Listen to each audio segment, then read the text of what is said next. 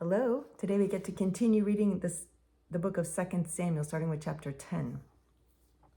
After this, the king of the Ammonites died, and Hanun, his son, reigned in his place. And David said, I will deal loyally with Hanun, the son of Nahash, as his father dealt loyally with me.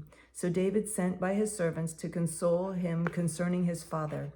And David's servants came into the land of the Ammonites. But the princes of the Ammonites said to Hanun, their lord, do you think, because David has sent comforters to you, that he is honoring your father? Has not David sent his servants to you to search the city and spy it out and to overthrow it?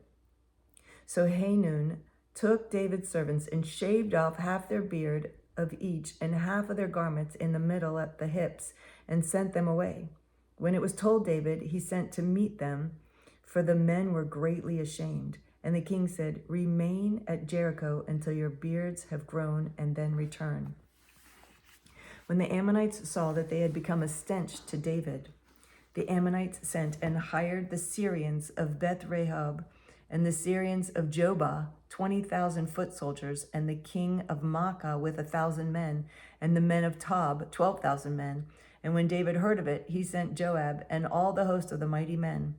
And the Ammonites came out and drew up in battle array at the entrance of the gate. And the Syrians of Jobah and Rehob and the men of Tob and Maacah were by themselves in the open country. When Joab saw that the battle was set against them both in front and in the rear, he chose some of the best men of Israel and arrayed them against the Syrians. The rest of his men he put in the charge of Abishai, his brother, and he arrayed them against the Ammonites. And he said, if the Syrians are too strong for me, then you shall help me. But if the Ammonites are too strong for you, then I will come to help you. Be of good courage, and let us be courageous for our people, for the cities of our God, and may the Lord do what seems good to him. So Joab and the people who were with him drew near to battle against the Syrians, and they fled before him. And when the Ammonites saw that the Syrians fled, they likewise fled before Abishai and entered the city. Then Joab returned from fighting against the Ammonites and came to Jerusalem. But when the Syrians saw that they had been defeated by Israel, they gathered themselves together. And Hadadezer sent and brought out the Syrians who were beyond the Euphrates. They came to Halam with Shobach, the commander of the army of Hadadezer, at their head. And when it was told David, he gathered all Israel together and crossed the Jordan and came to Halam. The Syrians arrayed themselves against David and fought with him. And the Syrians fled before Israel, and David killed of the Syrians the men of 700 chariots and 40,000 horsemen, and wounded Shobach, the commander of their army, so that he died there. And when all the kings who were servants of Hadadezer saw that they had been defeated by Israel, they made peace with Israel and became subject to them. So the Syrians were afraid to save the Ammonites anymore. Well, yeah. Chapter 11. In the spring of the year, in the time when kings go out to battle, David sent Joab and his servants with him and all Israel, and they ravaged the Ammonites and besieged Rabbah. But David remained at Jerusalem. Now Joab fought against Rabbah of the Ammonites and took the royal city. And Joab sent messengers to David and said, I have fought against Rabbah. Moreover, I have taken the city of waters.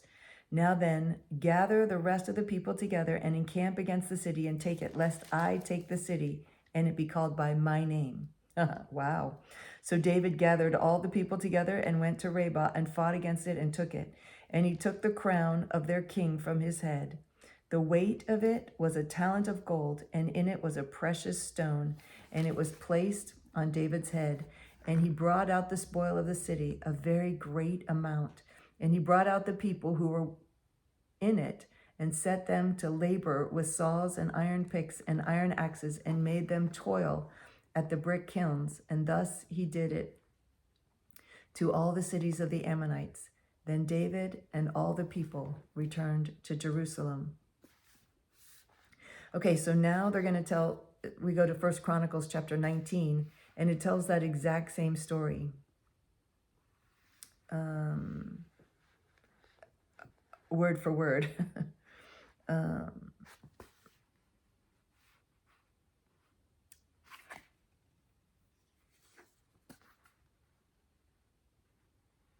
Yeah, so it's the exact same thing. First Chronicles chapter 19, verse 1 through 20, verse 3. And that's all for today. So it's a very, very, very short reading today. Half because we skipped one, but mostly it was only 2 pages to start with. So, all right, well, that's it for today. Yay. Thanks for joining me. I look forward to reading with you again tomorrow. Bye.